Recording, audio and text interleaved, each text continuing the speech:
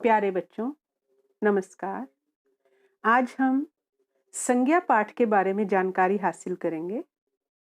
संज्ञा ये संस्कृत के दो पदों सम और ज्ञा से मिलकर बना है, जिसका शाब्दिक अर्थ होता है सम्यक ज्ञान कराने वाला।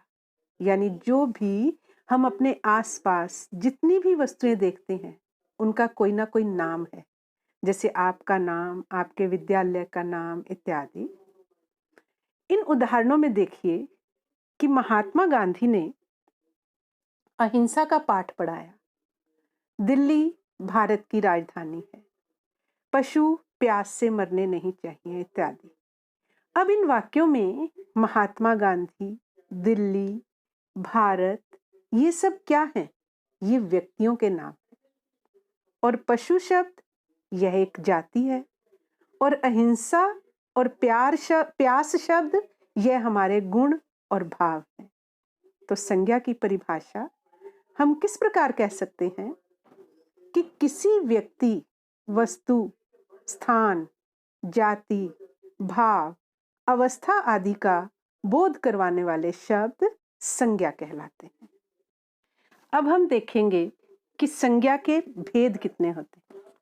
इसकी परिभाषा के आधार पर ही संज्ञा के 3 भेद हैं: व्यक्तिवाचक, जातिवाचक और भाववाचक। तो सबसे पहला भेद है व्यक्तिवाचक।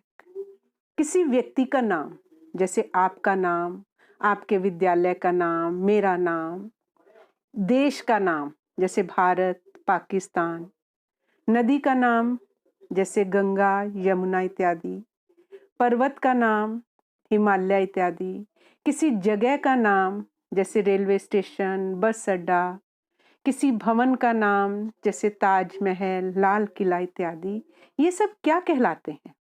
ये व्यक्तिवाचक संज्ञा है, क्योंकि इसमें किसी पर्टिकुलर चीज का नाम दिया गया है। और दूसरा भेद है जातिवाचक।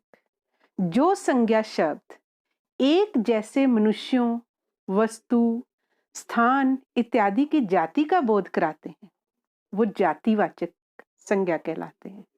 उदाहरण के लिए, यदि हम बोलते हैं कि गली में कुत्ता भौंक रहा है, इसमें किसी पर्टिकुलर एक कुत्ते के बारे में बात ना करके कुत्तों की जाति के बारे में बात की जा रही है। इसी प्रकार एक और उदाहरण लेते हैं, जैसे गांव के लोग भोले भाले होते हैं। इसमें गांव शब्द एक जाति का बोध करा रहा है, क्योंकि इसमें गांव का नाम नहीं है। यदि इसमें नाम होता तो वो व्यक्तिवाचक संज्ञा होता। अब गांव कोई भी हो सकता है, इसलिए यह एक जाति का बोध करा रहा है। और इसी जातिवाचक संज्ञा को हम और 2 भागों में बांट सकते हैं। पहला है द्रव्यवाचक और दूसरा है समुदायवाचक, या इसे समूहवाचक भी बोलते हैं। सबसे पहला है द्रव्यवाचक। जिस संज्ञा शब्द से किसी द्रव्य या धातु या पदार्थ का बोध होता है, उसे द्रव्यवाचक संज्ञा कहते हैं। उदाहरण के लिए, सुनार सोने के आभूषण बनाता है। इसमें सोना एक धातु है, तो ये क्या हुआ? द्रव्यवाचक संज्ञा। मिट्टी में फसलें उगती हैं, इसमें मिट्टी एक पदार्थ है, तो मिट्टी शब्द क्या हुआ?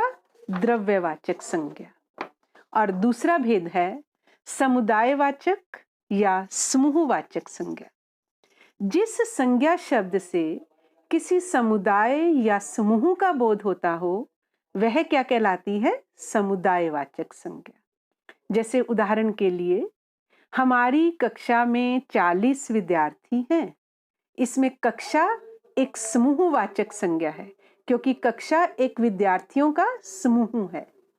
इसी प्रकार सेना की टुकड़ी मार्च पास्ट कर रही है।